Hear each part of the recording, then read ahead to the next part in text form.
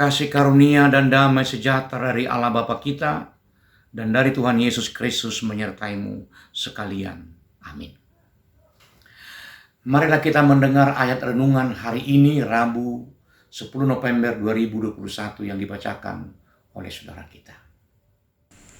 Kisah Para Rasul 20 ayat 24. Tetapi aku tidak menghiraukan nyawaku sedikit pun, asal saja aku dapat mencapai garis akhir dan menyelesaikan pelayanan yang ditugaskan oleh Tuhan Yesus kepadaku untuk memberi kesaksian tentang Injil kasih karunia Allah. Demikian firman Tuhan. Saudara-saudari yang dikasihi Tuhan Yesus Kristus,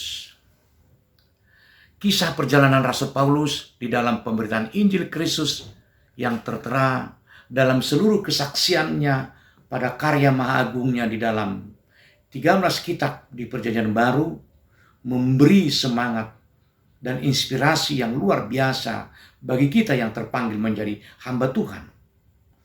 Sebagai orang percaya di semua lini kehidupan ini, bukan saja sebagai pelayan mimbar di gereja, tetapi juga di seluruh bagian aspek pelayanan di dalam kehidupan kita di dunia ini. Rasul Paulus seakan menganalogikan pelayanannya bagaikan seorang pelari yang berjuang keras mencapai garis akhir.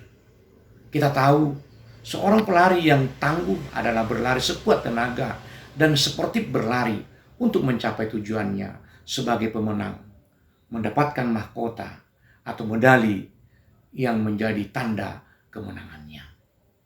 Kesaksian Paulus yang dituliskan Lukas pada naskah renungan dari kisah para rasul ini adalah kesaksian yang disampaikan kepada para penatua jemaat Efesus sesaat hendak melanjutkan perjalanannya memberitakan Injil Kristus. Beberapa hal yang perlu kita renungkan. Pertama, aku tidak menghiraukan nyawaku sedikit pun. Hidup ini adalah indah dan berharga bagi kita. Orang akan memberikan segala yang dipunyainya ganti nyawanya. Namun bagi orang yang memahami diri dan kepentingannya dengan benar, akan rela memberikan segala yang dipunyainya, termasuk nyawanya, daripada kehilangan kasih Allah dan membahayakan kehidupan kekalnya. Rasul Paulus juga berpikiran demikian. Meskipun nyawa itu amat sangat berharga dipandang dari sudut pandang jasmani, namun mata imannya melihatnya berbeda. Hidup ini yang sedemikian berharganya dan bisa diserahkan dengan sukacita demi Kristus. Sebagaimana Paulus katakan kepada jemaat Filipi di pasal 3 ayat 8. Malahan segala sesuatu kuanggap rugi karena pengenalan akan Kristus Yesus Tuhanku lebih mulia daripada semuanya. Oleh karena dialah aku telah melepaskan semuanya itu dan menganggapnya sampah supaya aku memperoleh Kristus. Yang kedua, Rasul Paulus lebih mengutamakan tugas pelayanan yang ditugaskan Kristus kepadanya.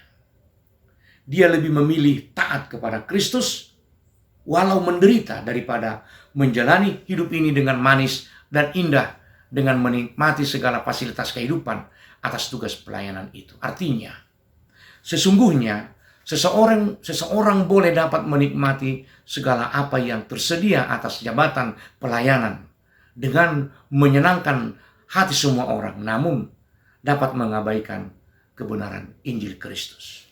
Itulah sebabnya dalam hal kebebasan memilih itu, Paulus menyerukan kepada jemaat Korintus, segala sesuatu halal bagiku, tetapi bukan semuanya berguna.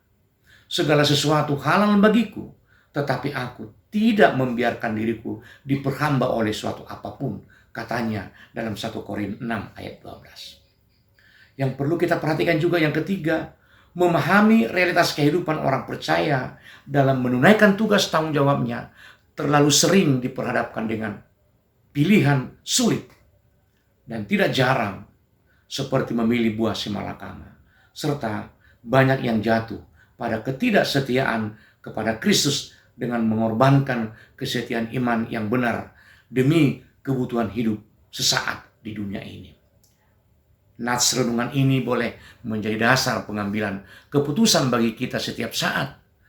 Sedikitnya menuntun kita memahami kehendak Kristus agar kita belajar mengikuti jejak Kristus melalui keteladanan orang-orang beriman seperti hal yang ditunjukkan Paulus dalam nats kita ini.